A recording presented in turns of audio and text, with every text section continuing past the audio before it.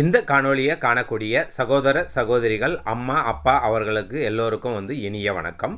PSL refund விஷயத்தில் இது வரைக்கும் என்ன நடந்துட்டு இருக்குது அப்படின்றது அப்டேட் உங்களுக்கு தெளிவாகவே தெரியும்னு நினைக்கிறேன். ஏன்னாக்கா கிட்டத்தட்ட 19,000 வரை உள்ள முதலீட்டாளர்களுக்கு அவங்கவுங்க வங்கி கணக்கில் பணத்தை செலுத்தியிருக்காங்க. இந்த 19,000 எப்படி கிடைக்கிது அப்படின்னு பார்த்தாக்கா 2019 கொடுக்கப்பட்ட ஒரு இணைய வழி பகுதியில் நம்மளுடைய ஆவணங்களை பதிவு செஞ்சு அதை வெரிஃபிகேஷன் பண்ணி தான் கமிட்டி ரீஃபண்ட் அமௌண்ட்டை அவங்கவுங்க வங்கி கணக்கில் செலுத்திட்டு வராங்க. இந்த மாதிரியான ஒரு சூழ்நிலையில் ஒரு அறிவிப்பு கொடுத்துருந்தாங்க. அதாவது ஜூன் 13, 2024 வரைக்கும் அவங்களுடைய வெப்சைட் ஓப்பனில் இருக்கும். யார் யாருக்கு ₹1 19,000 வரைக்கும் பணம் வரலையோ உங்களுடைய வங்கி கணக்கை சரி செஞ்சு ரீசப்மிஷன் கொடுங்க, உங்களுக்கான பேமெண்ட்டை நாங்கள் வங்கி கணக்கில் செலுத்துகிறோம் அப்படின்னு சொல்லியிருந்தாங்க. அந்த வகையில் நம்மள நிறைய பேர் எடிட் ஆக்ஷன் கம்ப்ளீட் பண்ணிவிட்டு ரீசப்மிஷன் கொடுத்துருந்தோம். அவங்களுக்கெல்லாம் ஜூலை 29, 2024 அன்னைக்கு பேமெண்ட் பண்ணியிருக்காங்க. அதனால் யார் யார் எடிட் ஆப்ஷன் கம்ப்ளீட் பண்ணிக்கிறீங்களோ உங்களுடைய வங்கி கணக்கை செக் பண்ணி பாருங்கள், உங்களுக்கான பேமெண்ட் வந்திருக்கான்னு பார்த்து இதுக்கு ஒரு விடையை நீங்கள் கண்டுபிடிச்சிக்கலாம். மற்றபடி இன்னும் அதனுடைய அப்டேட் இணையதள பகுதியில் அப்டேட் பண்ணல. அப்டேட் பண்ணாலும் நீங்கள் அங்கே போயிட்டு நீங்கள் பார்த்துக்கலாம். மற்றபடி இந்த பிஎஸ்எல் ரீஃபண்ட் விஷயத்தில் அடுத்த கட்டமான நடவடிக்கை என்னவாக இருக்க போகுது அப்படின்னு ஒரு ஆவலோட இந்த காணொலியை பார்க்கக்கூடிய உங்களுக்கு ஒரு மகிழ்ச்சியான செய்தியை சொல்கிறதுக்கு தான் இந்த வீடியோவை நான் மேக் பண்ணியிருக்கிறேன். தொடர்ந்து என்னுடைய உடல்நிலை சூழ்நிலை கருதி நிறையா வீடியோஸ் அப்டேட் கொடுக்க முடியல.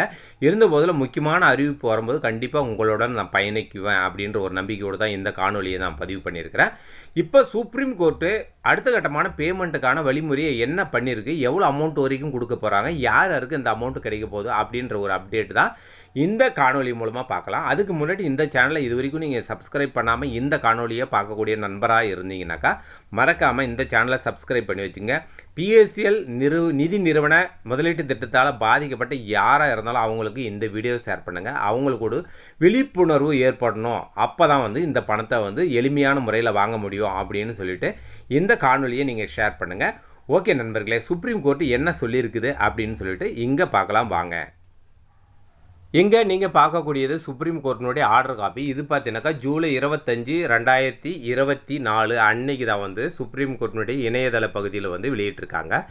இந்த பிஎஸ்எல் நிதி நிறுவனத்தினுடைய சொத்துக்கள் மீது எழுந்திருக்கக்கூடிய புகார்களை விசாரிக்கக்கூடிய ரிட்டையர்டு ஜட்ஜு விர்க் அவருடைய தலைமையில் சொத்துக்கள் எவ்வாறு பாதுகாப்பு நிலையை உருவாக்கியிருக்காங்க, எவ்வளோ பேர் கட்டந்து இந்த சொத்துக்களை பறிமுதல் பண்ணி இன்றைக்கி விற்கிறதுக்கான தயார் நிலையில் இருக்குது அப்படின்ற சம்மந்தமாக இந்த அறிக்கையில் சுப்ரீம் கோர்ட் ஒரு விளக்கத்தை கேட்டிருக்காங்க.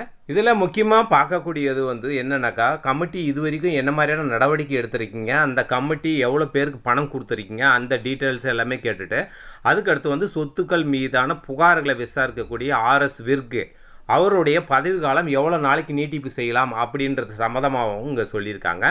இதில் பார்த்தீங்கன்னாக்கா விர்கினுடைய பதவி காலத்தை எக்ஸ்டெண்ட் பண்ணியிருக்காங்க. எவ்வளோ நாளைக்குன்னு பார்த்தீங்கன்னா செப்டம்பர் 30 வரைக்கும் எக்ஸ்டெண்ட் பண்ணியிருக்காங்க. இவருடைய பதவி காலம் ஜூலை 31, 2024 முடிஞ்சுது. அதுக்கடுத்து இங்கே முக்கியமான பாருங்கள், இந்த 5வது பாயிண்டில் சொல்லியிருக்கக்கூடிய விஷயம் என்னென்னாக்கா உங்களுக்கான பதவி காலம் நீட்டிப்பு செஞ்சுருக்கோம், இருந்தாலும் இதில் சூட்டபிள் பீரியட் என்னன்னாக்கா கிட்டத்தட்ட பார்த்தீங்கன்னா இன்னும் பெண்டிங், அதாவது உச்சநீதிமன்றத்துக்கு கிடைச்சிருக்க தகவலின் அடிப்படையில் 231 அப்ளிகேஷன் பெண்டிங் இருக்குது, அதாவது புகார் மனு பெண்டிங் இருக்குது. அந்த மனுக்கள் எல்லாமே இந்த ஒரு குறிப்பிட்ட காலகட்டத்தில் அதாவது 30/9/2024 விசாரித்து முடித்து சுப்ரீம் கோர்ட்டினுடைய பார்வைக்கு அதை கொடுத்துடணும் அப்படின்ற மாதிரியும் அவங்க சுப்ரீம் கோர்ட் உத்தரவு பிறப்பிச்சிருக்காங்க. இங்கே பார்த்தீங்கன்னா தெளிவாக சொல்லியிருக்காங்க பாருங்கள், ஜூலை 31, 2024 வரைக்கும் அவருடைய பதவி காலம் இருந்தது. இப்போ 30 செப்டம்பர் 2024 வரைக்கும் இந்த பதவி காலத்தை நீட்டிச்சிருக்காங்க. எதுக்காகனா disposable of all the pending application and objection within the said period, அதாவது 30 செப்டம்பர் 2024 மீதி பெண்டிங் இருக்கிற 231 கேஸுகளும் முடித்து சுப்ரீம் கோர்ட்டுக்கிட்ட கொடுத்துடணும் அப்படின்னு சொல்லியிருக்காங்க. இங்கே 7வது பாயிண்டில் இன்னொரு முக்கியமான தகவல் சொல்லியிருக்காங்க. It is directed that no fresh application or objection shall be filed nor shall be entered by விர்க், அதாவது விர்க் இனிமேல் வரக்கூடிய புது அப்ஜெக்ஷனோ இல்லை அப்ளிகேஷனோ அவருடைய பார்வைக்கு எடுத்துக்கக்கூடாது அப்படின்றத தெளிவாக சொல்லிட்டு இருக்கிறாங்க. அதனால் இது வரைக்கும் from now onward such application objection shall be filed before the justice RM Lodha committee consultation till further orders, அதாவது இனிமேல் விர்கு கிட்ட இந்த மாதிரியான புகார்களை எழுப்பக்கூடாது. ஆர்எம் லோதா கமிட்டி கேட்டது மட்டும்தான் அந்த மாதிரியான புகார்கள் இனிமேல் ஏதாவது இருந்தால் வரணும் அப்படின்றதும் தெளிவாக சொல்லிட்டு எல்லா வகையான புகார் மணிகளும் விசாரித்து அதன் மீது வந்து பிறப்பிக்கப்பட்ட உத்தரவுகளுடைய விஷயத்தை வந்து 8 ஆகஸ்ட் 2024 மதியம் 2 மணிக்கு வந்து சுப்ரீம் கோர்ட்டினுடைய பெஞ்சில் வந்து சப்மிட் பண்ணணும் அப்படின்றதான் தெளிவாக சொல்லியிருக்காங்க. இதன் மூலம் நான் என்ன சொல்ல வரேன்னாக்கா, ஸ்ரீ விர்க் அவர் வந்து 2020 நிறைய புகார் மனுகளை விசாரிச்சுட்டு இருக்காரு. இது வரைக்கும் கிட்டத்தட்ட 2000க்கு மேற்பட்ட புகார் மனுகளை விசாரித்து அதன் மீது நிறைய நடவடிக்கைகள் எடுத்து சொத்துக்களை வந்து பாதுகாப்பு நிலையை உருவாக்கி சுப்ரீம் கோர்ட்டில் ஒப்படைக்கிறதுக்கான வேலைகளை எல்லாமே பண்ணியிருக்காரு. இருந்த போதிலும் இனி வரக்கூடிய அனைத்து விதமான புகார்களும் வந்து ஜஸ்டிஸ் ஆர் லோதா கமிட்டிக்கு மட்டும்தான் ஃபார்வர்ட் பண்ணும்.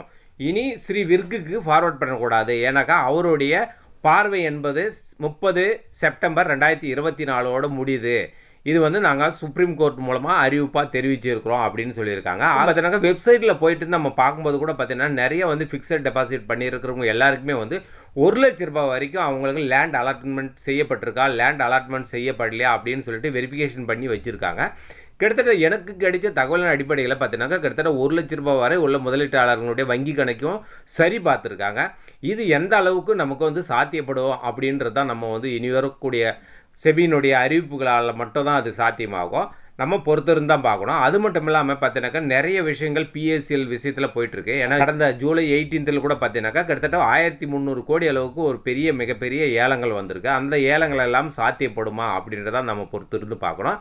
ஏன்னா சுப்ரீம் கோர்ட்டு ஒரு குறுகிய காலத்தை கொடுத்து அதுக்குள்ளே வந்து இந்த சொத்துக்களினுடைய விஷயத்தை வந்து ஷார்ட் அண்ட் பீரியடில் முடிங்க அப்படின்னு சொல்லும் போதே இது வந்து ஒரு மிகப்பெரிய அறிவிப்பு அடுத்த கட்டமாக நமக்கு இருக்க போகுது அப்படின்னு சொல்லிட்டு தான் இந்த காணொளி மூலமாக நம்ம அறிய முடியுது. இதுதான் தகவல். ஏன்னா சுப்ரீம் கோர்ட்டு கொடுத்துருக்கிற அறிவிப்பு மூலமாக பார்க்கும்போது நமக்கான பணம் வந்து விரைவில் கிடைக்கும்ன்ற ஒரு நம்பிக்கையை மறுபடியும் வந்து துளிர் விட்டுருக்கு. எனிவே இது வரைக்கும் பார்த்தீங்கன்னா எடிட் ஆப்ஷன் பண்ணவங்களுக்கு எல்லாருக்கும் நிறைய பேருக்கு பேமெண்ட் வந்திருக்கு. அடுத்த கட்டமான ஒரு அறிவிப்பு, அதாவது பாண்டை ரிசீவ் பண்ணுற அறிவிப்பு வரும். இனி வரக்கூடிய நாட்களெலாம் கண்டிப்பாக வரும் அப்படின்னு ஒரு எதிர்பார்ப்போடு தான் நம்ம காத்துட்ருக்கோம்.